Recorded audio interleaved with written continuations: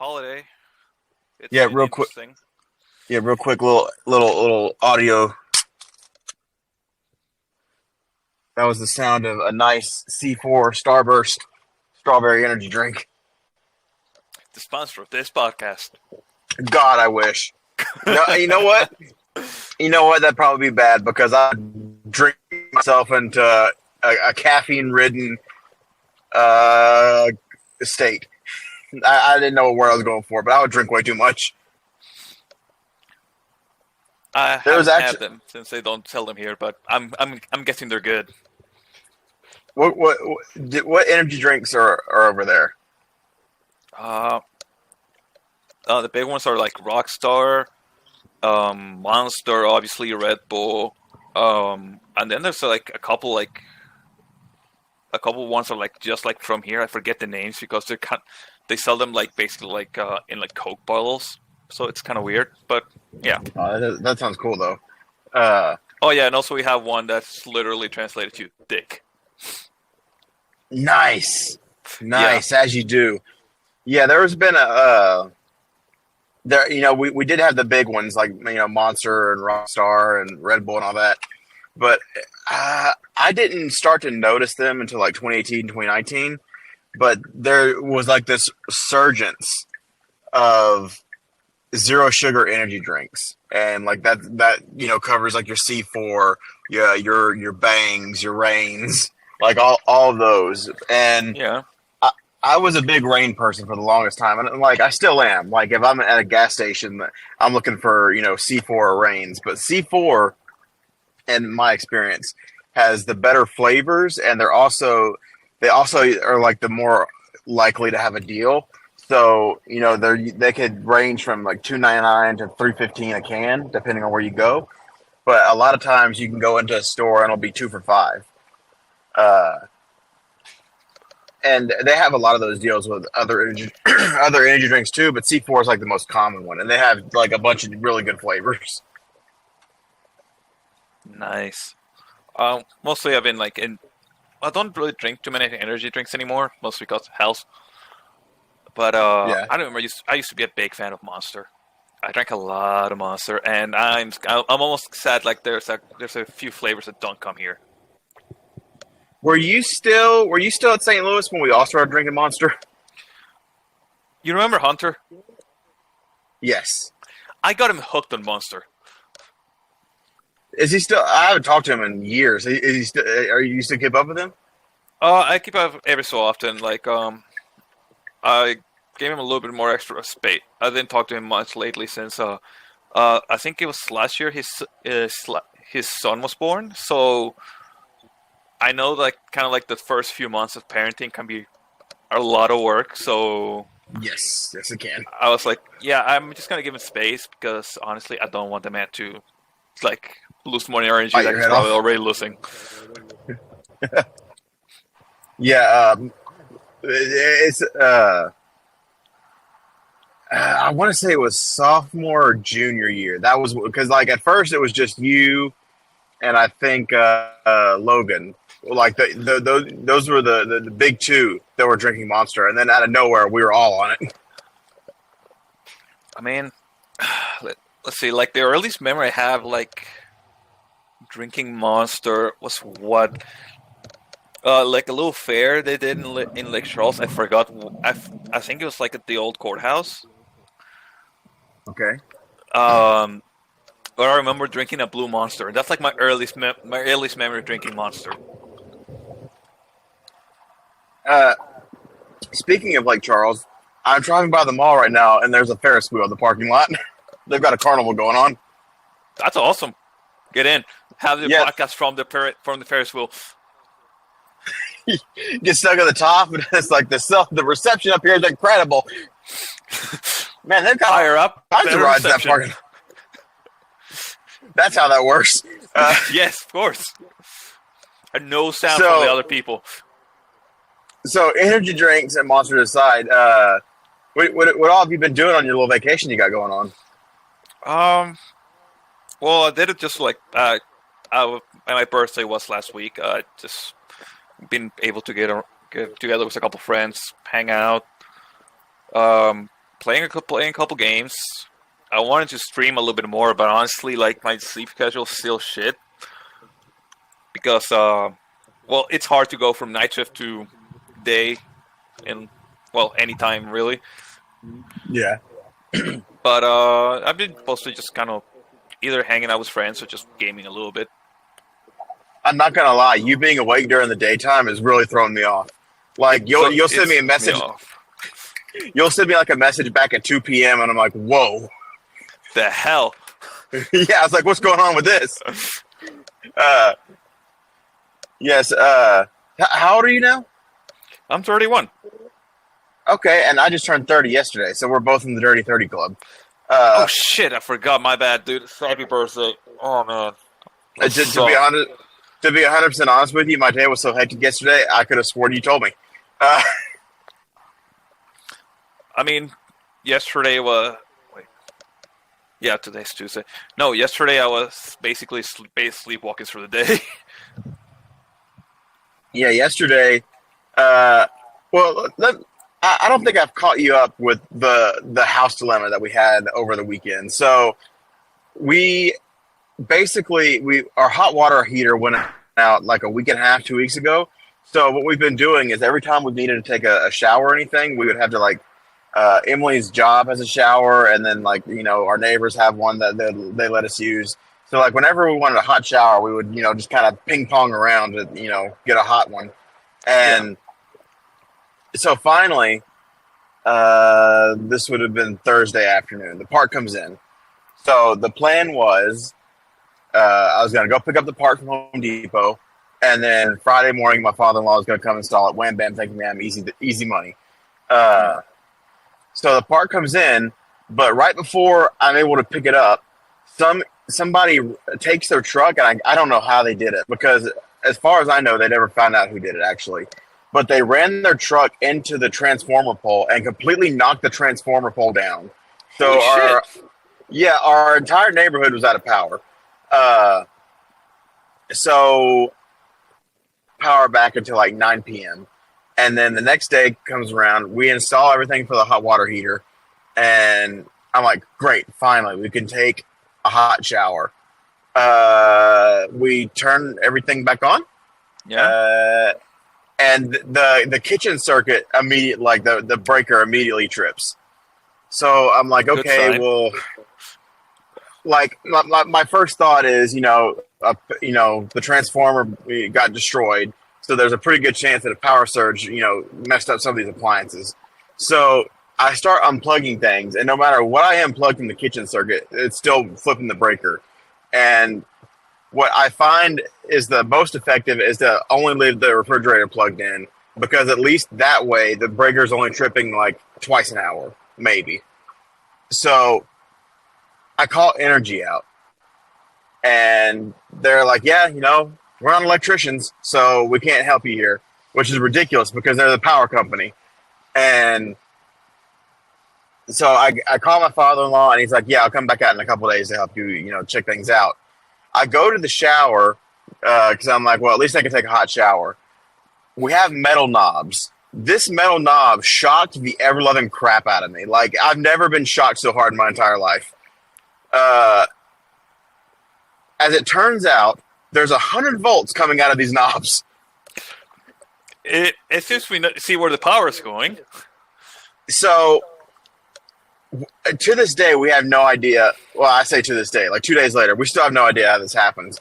Somehow, a power cable, we don't know how it got wrapped. It got wrapped around one of the water pipes, and we have no idea how it happened. But once my father-in-law and I, we got up in the attic and we were clearing things out to kind of look around, and he untangled this wire away from the water pipe. Now everything works great. We can take hot showers and no shocks. But I mean, I'm pretty sure the shocks was like the best part. It was kind of like spa thing. What was really funny is like it was only like, it's one of those things where you kind of forget about it because like yeah, it shocked you, but then you just kind of go on about your day.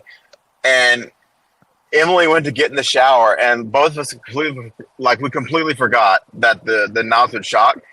So like we would just be like, I was just walking through the house, and I heard Emily start screaming, and she's like, "Ow!" Oh god, that's gotta be like a good way to wake up.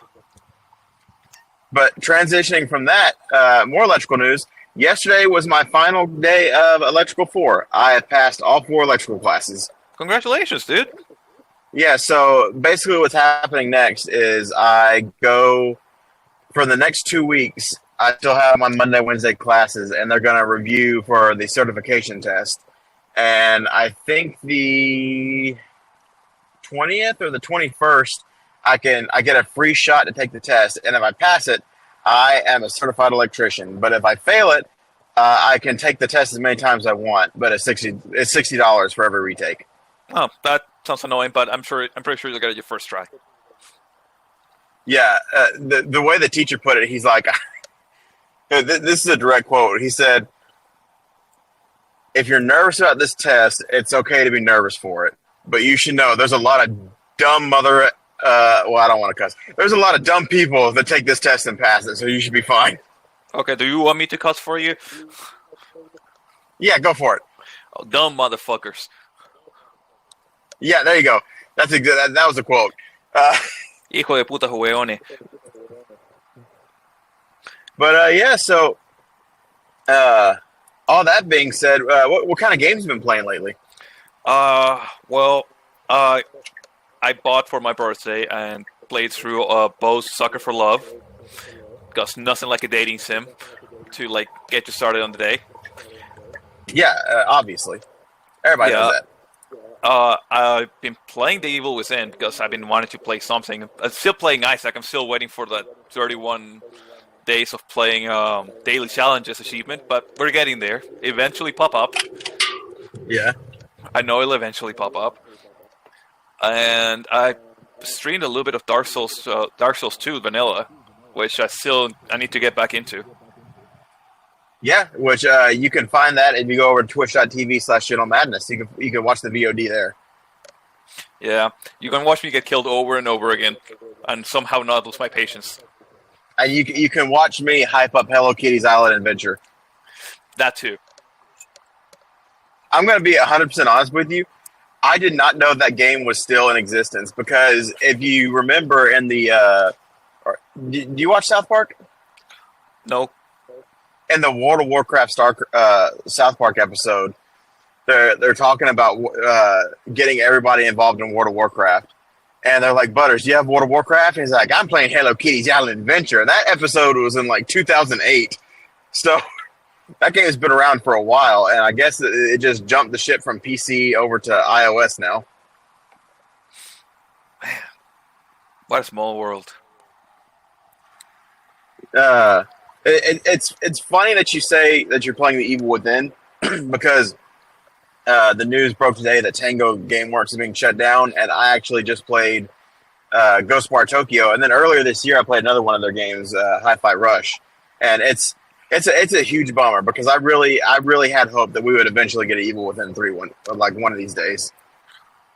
Yeah, I mean, I'm still think like they're probably gonna make another one because I feel The Evil Within 2 at least. I thought it hit quite a bit, like on the internet in general.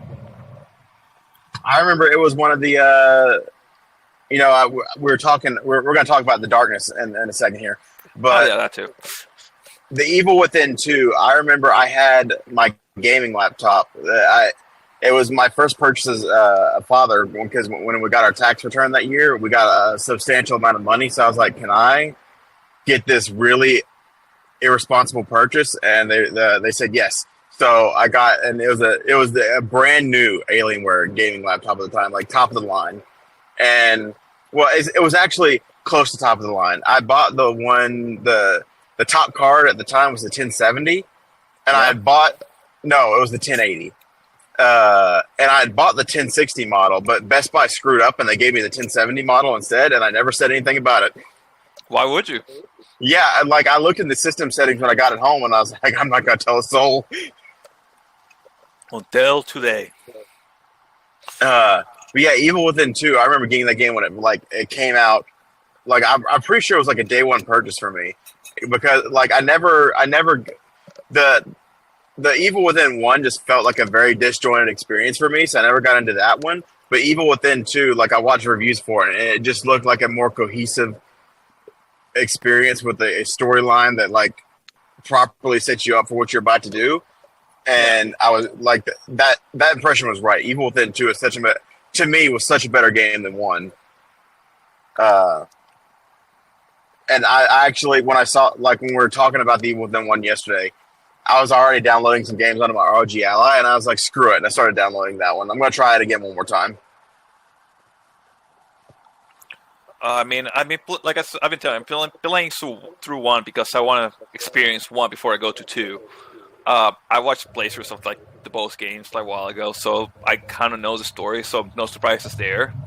Because I remember you Yeah. saying like it felt like completely like disconnected in general. I feel like now that I know the story, it makes a lot more sense what's happening. But I can understand like with not having that context, it just feels confusing as fuck. Yeah, I'll never forget the first time I played that game. There's like literally less than an hour into the game, you're driving through a city, and the city's like completely changing shape, and like buildings are falling and everything, and they're just acting like it's a Tuesday. They're like, "Oh man, the city's falling apart." Yeah, it does feel like because supposedly nobody knows they're under like that whole like dream world, whatever. But like, I feel like any normal person would be like, "What the fuck is going on? Why is like a random guy like jumping through bullets? What the fuck?"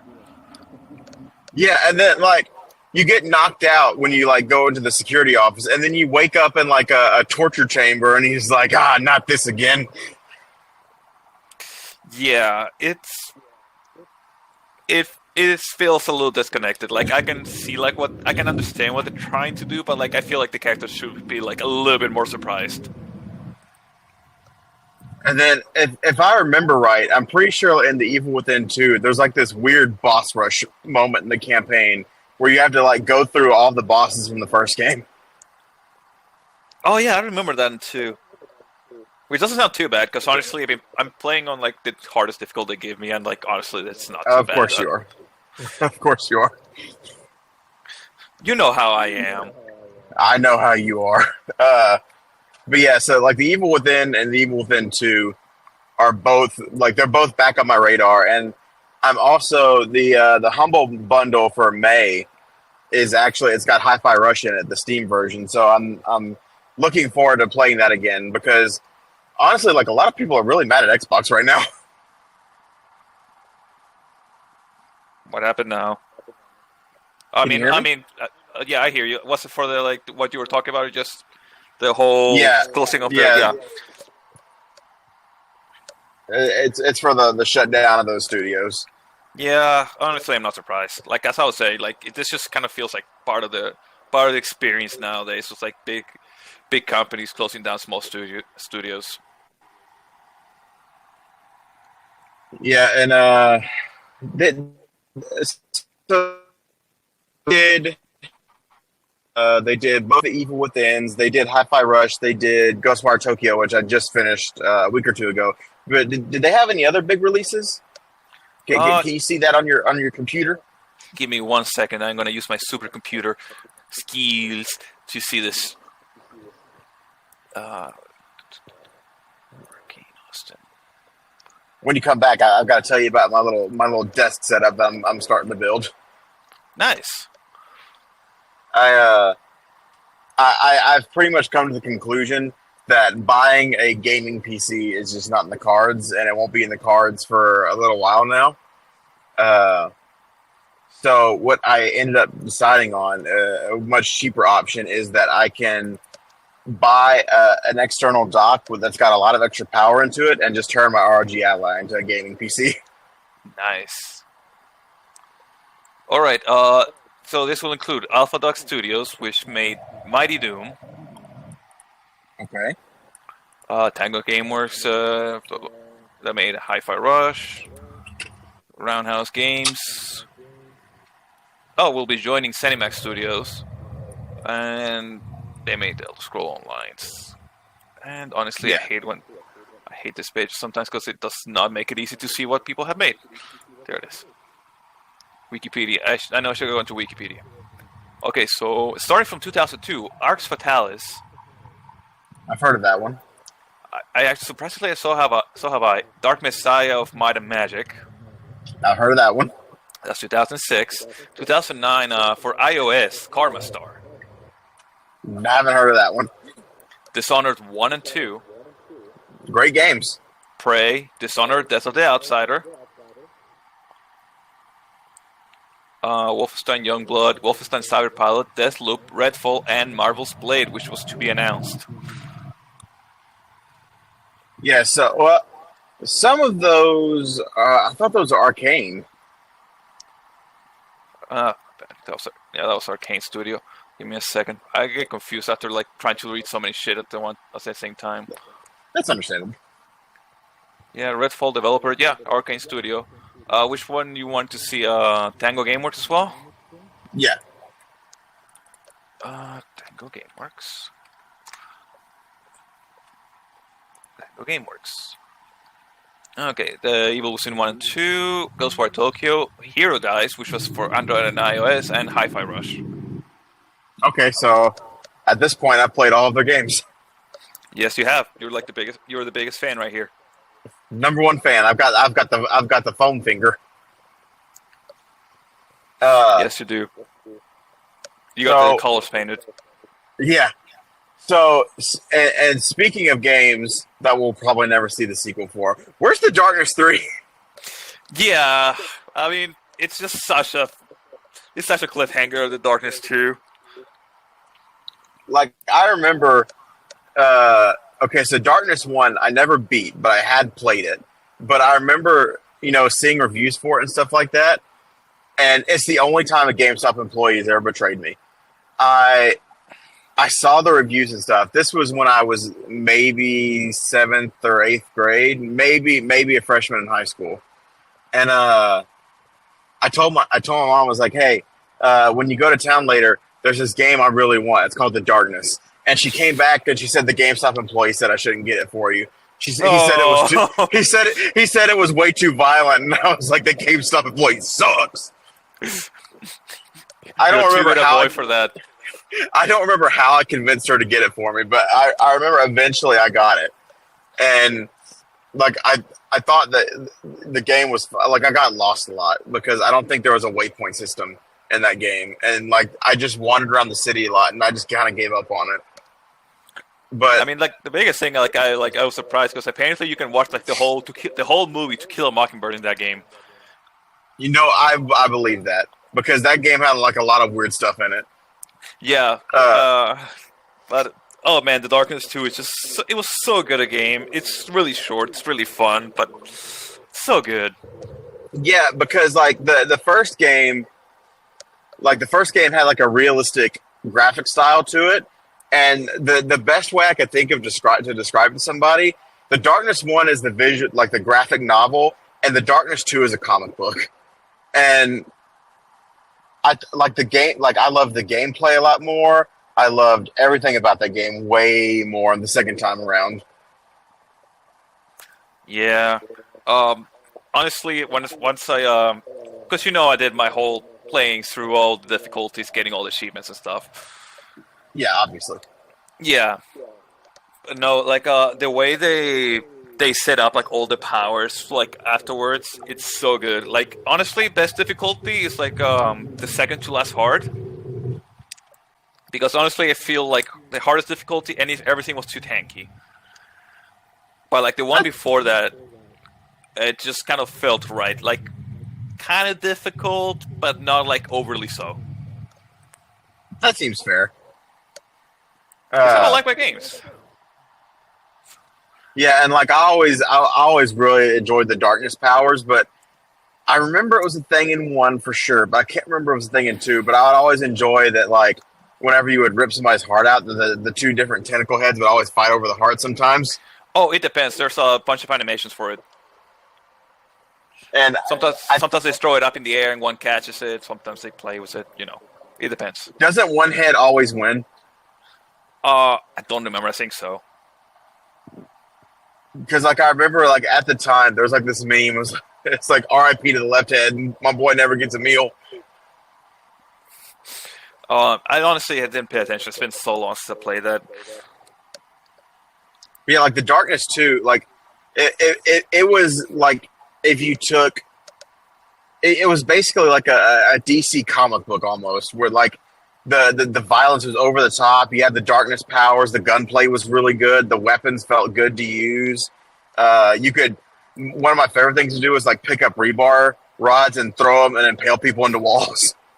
That is so good. I it's kind of like a very little thing, but I really enjoy like the whole part of just trying to like take out the lights and then try and get them. Just try and just snipe everybody, like just Oh going yeah, behind them, ripping them apart, stuff like that.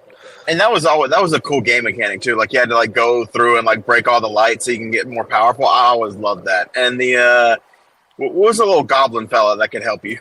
Oh, I forgot the name, but like, yeah, like they actually gave him like apparently like you can get like one or two like like no name ones in the original one, but like in the second one, like they gave him a personality and everything, and it's so good. Yeah, like I always remember him like you go over there and mess that guy up.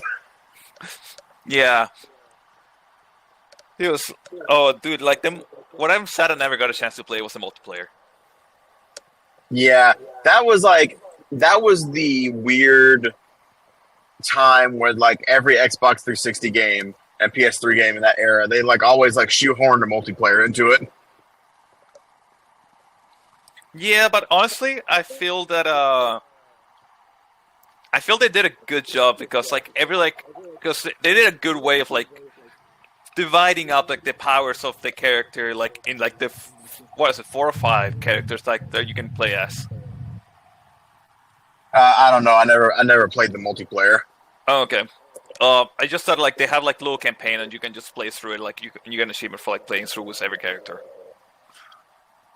That sounds that sounds like it would be fun to do. Uh, which thinking about like all the games that like just had like random multiplayer modes thrown in, like I remember BioShock 2 had one. Uh, and then Resident Evil 5 had a really weird game multiplayer mode in it.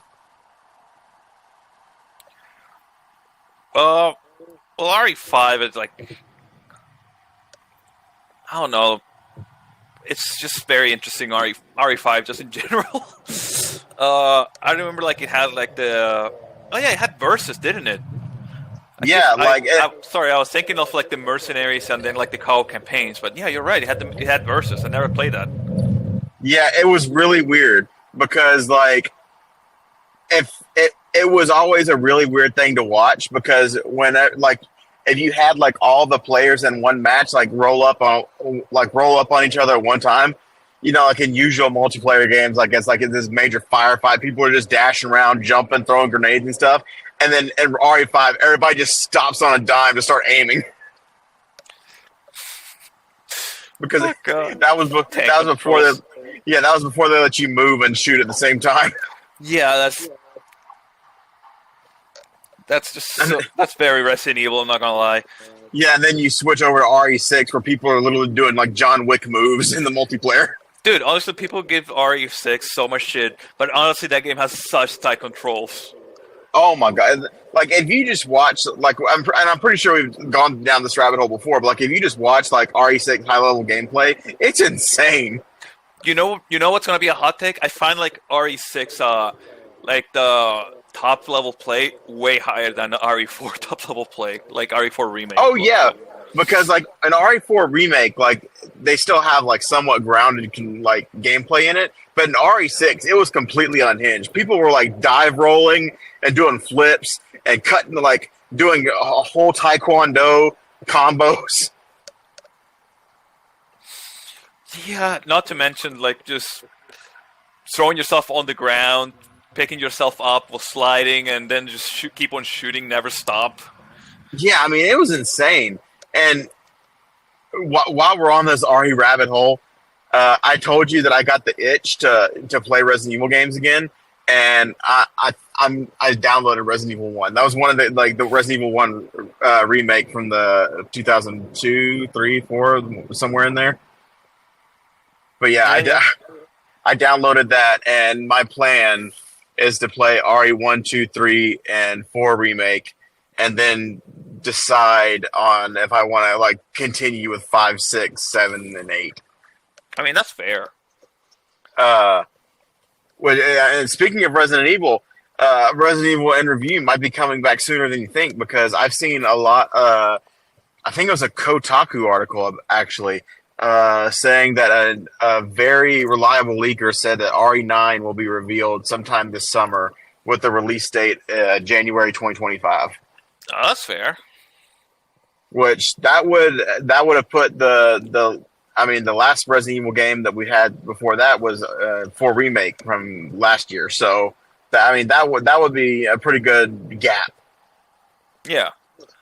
I'm just kind of hoping like it does a little bit better DLC wise than seven and than Village and RE4 remake. I like the RE4 DLC. It's just that you know what I'm saying. You just keep thinking of 7 DLC.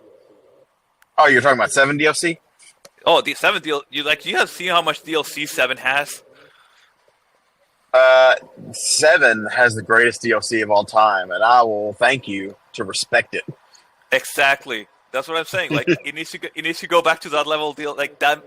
I'm saying like it has so many DLCs. It has so much stuff like added on.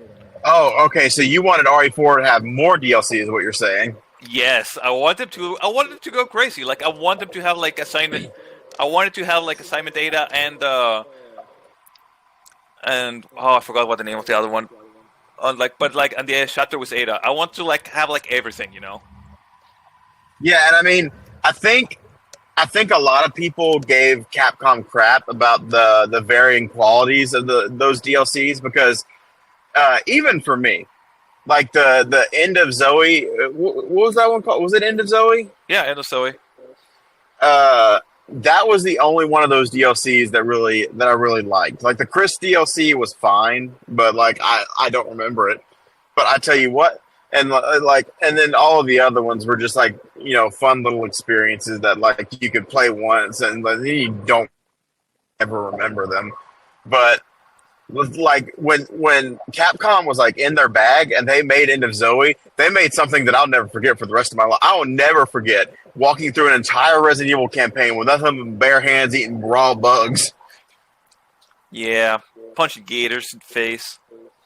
Yeah, I mean that was completely unhinged, and I was there for it. And hilariously enough, it's stuff we probably see live too.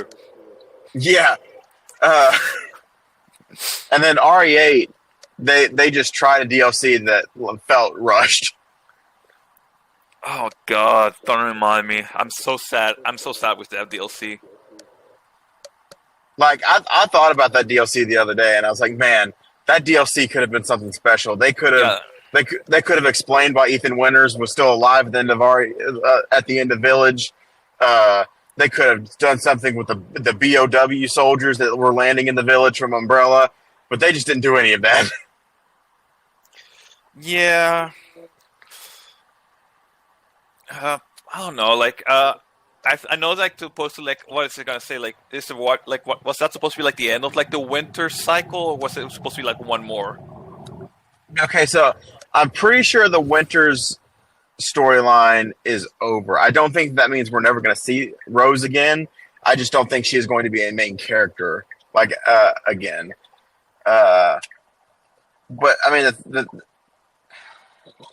so you see Ethan at the very end of RE8 when like the car's rolling away and like he's walking down the street, but he's definitely like his spirit like goes away for good at the end of the DLC, right? Supposedly. I mean, it's Resident Evil, so they could do whatever they want with that and bring him back in some way. I mean, and not even that. Like the whole mutamycin was never really well explained, anyways.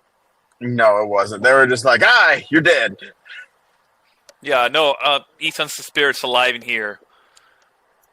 Yeah. Just deal with it.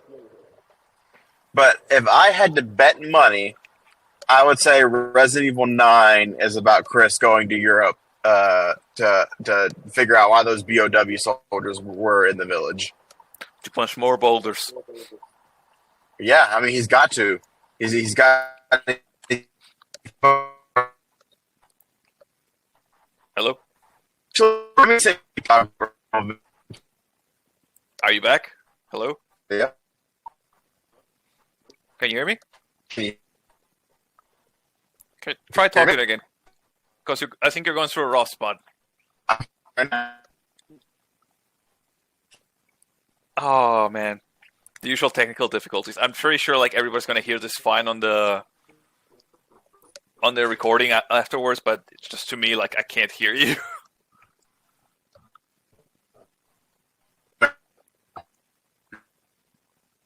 Lou,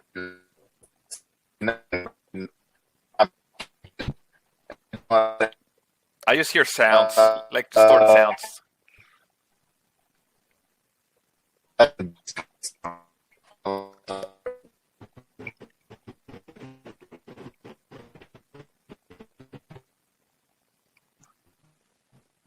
Lou,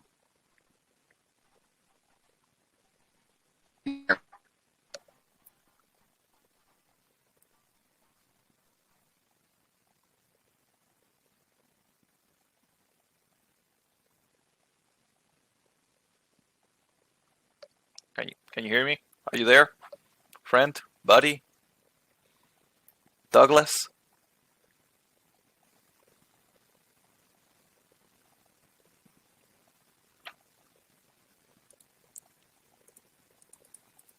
Lou?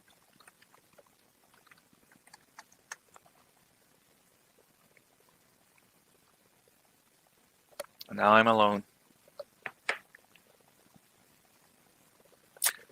Well, people, we're used to this kind of stuff. Hopefully everybody's doing all right. Uh, Annoying story. Oh, Douglas is waiting.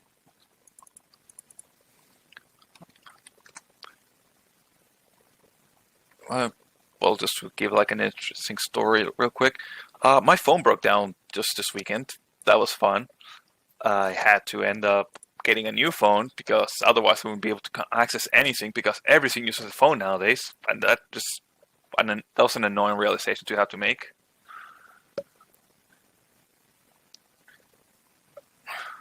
And Douglas is just kind of having issues with the app as well. Um, let's see.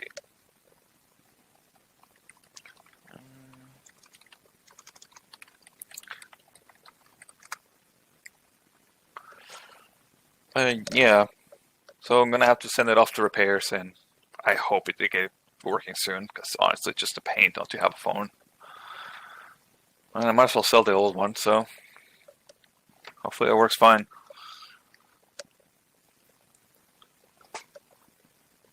Other than that, how's everybody been? Leave a comment. Tell us, tell us of your life. What games you're playing. What should we play? As long as you don't tell me to play Fortnite, everything will be fine. Because I will not for the life of me play that game.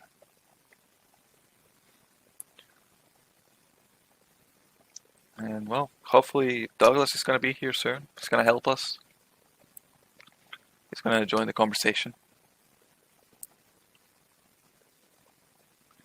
Alright, well, I need to stop panicking. I mean, wait. I need to get used to this kind of stuff. Because this is fun. Let's see. Well, next month comes the Elden Ring DLC. Looking forward to that. Been seeing a lot of news, but I'm trying to like keep out of them because I don't want spoilers. I feel everything's so spoiled nowadays. Like you watch a video preview and they just spoil. They give away all the good parts. It's just so annoying now to watch movies, play video games, because everybody's trying to spoil everything. I feel we lack the mystery we had with games back, wait, a couple of years, a good few years back before the internet was so massive. Where like you could watch like a trailer for a game and you had no idea what would happen later. But nowadays, like you watch 5 minutes and they give you like the 5 minutes, like all the plot points. So that when you get to enjoy the story, you're like, well, what am I even trying for now? Because everything's the same. Like I've already watched all the good points. I mean, the gameplay's fun, but like you kind of lost me on the story now, and that's a big thing.